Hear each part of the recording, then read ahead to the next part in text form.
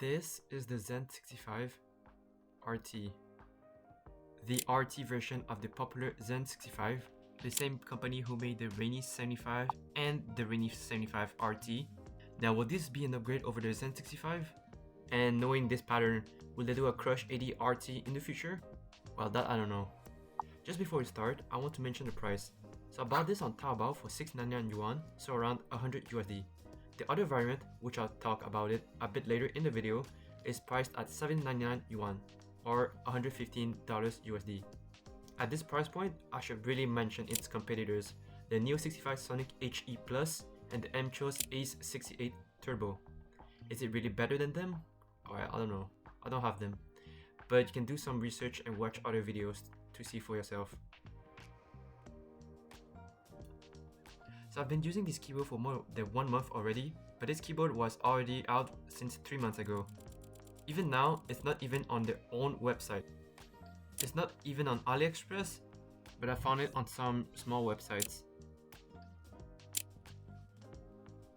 But is it the same as the Zen65, which is $70 USD on Taobao? On the outside, maybe, but not at all in the insides.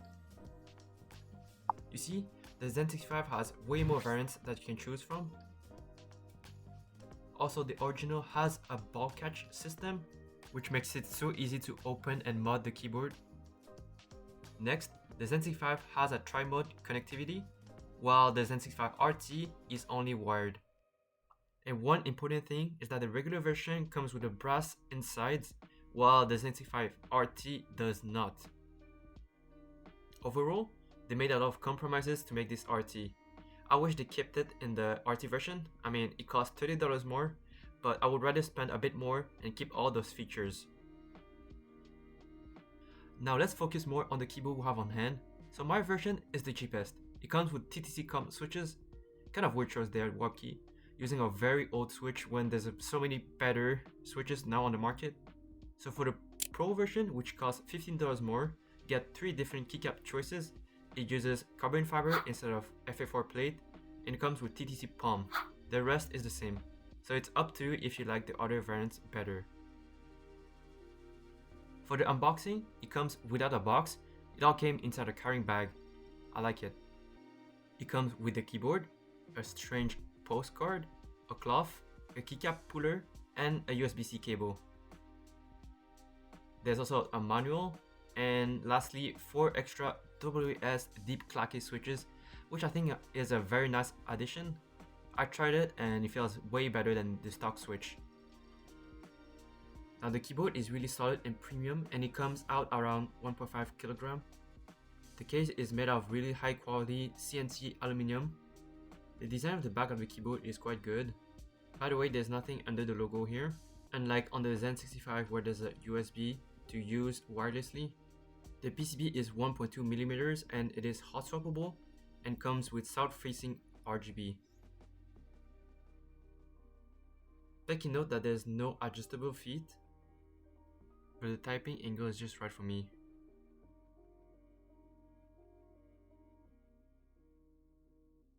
And if it's not obvious already, this is a Hall effect keyboard, so of course you'll get RT, DKS, SOCD and other stuff. It has 8K polling rate, so you probably never lose your 1v1, or that's a skill issue. Latency is advertised at 0.125 millisecond, but if we look at iJoker's test, the latency is measured at 0.27 ms, which is quite good, but yeah, not the best. The keycaps are made of double shot PBT, but if you choose the other variants, it can come in PBT and PC. Another con, which I already mentioned earlier, is that it's not ball catched, so you have to unscrew the screws at the bottom of the keyboard. Problem is, I don't have the exact tool required to open this. But thankfully, people on Bilibili already opened it, so here we go.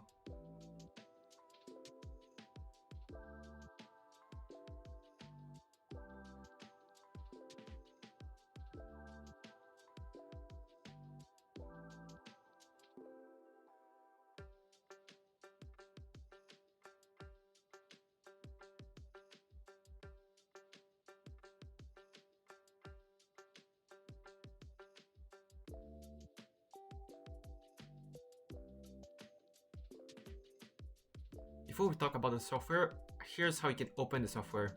If you press Fn+P, it will open the WebDriver, although you need a new tab open. I think this should be added to other keyboards as well, especially Chinese keyboards, since sometimes it's hard to find the software.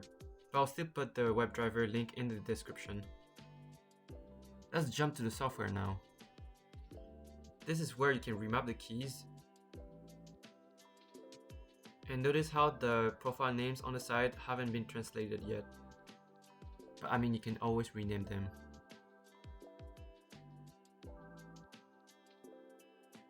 Next up, here you can program the SOCD, combo or DKS.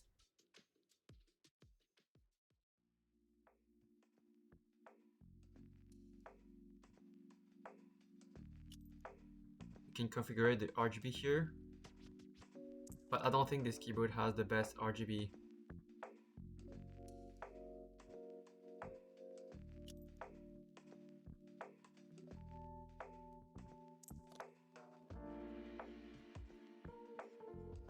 You can change the settings here for your actuation points, your rapid trigger, your dead zone.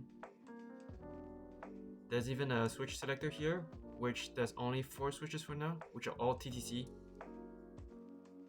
There's an automatic calibration, but if you swap out some different switches, I'll suggest just to calibrate manually. Finally, on the settings page, you can export, import settings, or reset the keyboard. There's a light mode, but I prefer dark mode. Overall, the software is quite good, but there's a lot of untranslated stuff like here. And I don't really like the font. To change profiles on the keyboard, you have to do Fn+C. But it will change the profiles in order, so from 1, 2, 3 or 4. So I suggest to put different RGB settings on each profiles. Fn plus arrows key up or down will change the brightness of the RGB.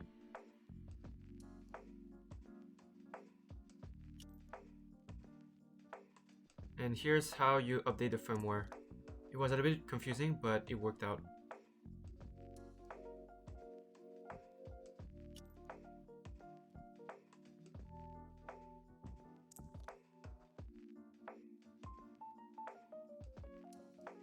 One major issue I found also was that the keyboard disconnected on me a few times already.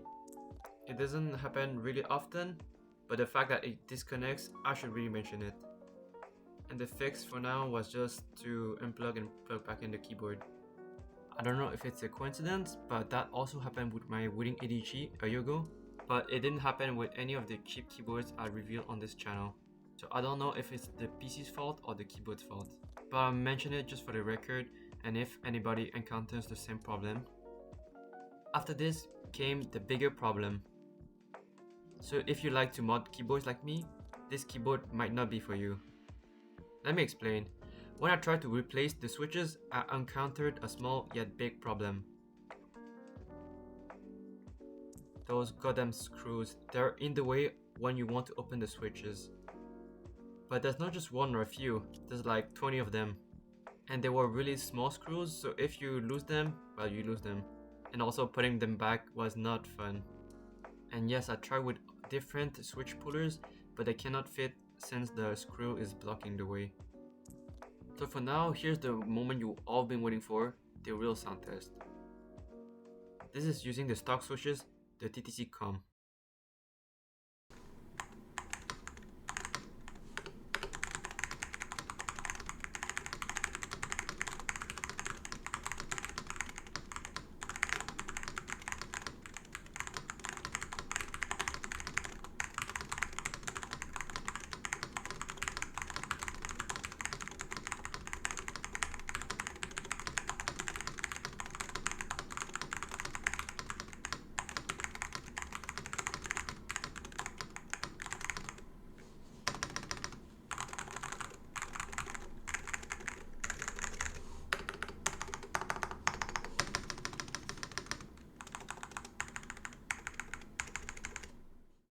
For gaming, of course it was good. I'll put some clips here.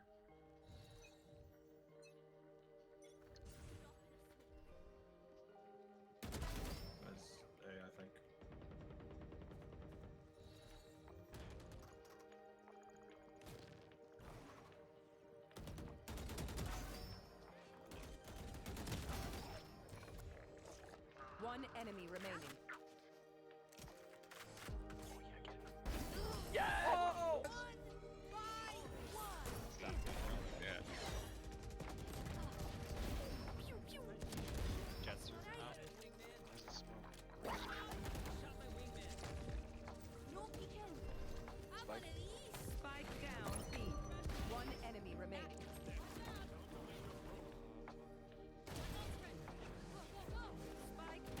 C. Raj. One enemy remaining. Ace. Raj. Here.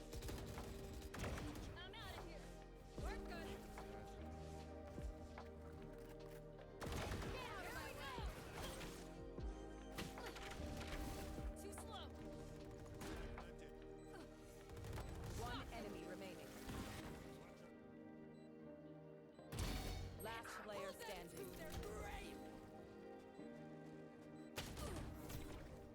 Nothing there. 3 down. 140 and 60. Not a missiles. One enemy remaining. 4 down. Back to the important part. Iselin, detta får du. Nice. Oh my god, holy Oh my shit, god. insane. So in conclusion, what do I think of this keyboard? I know I'll mention a lot of issues with this keyboard, but despite that, I really enjoyed the keyboard.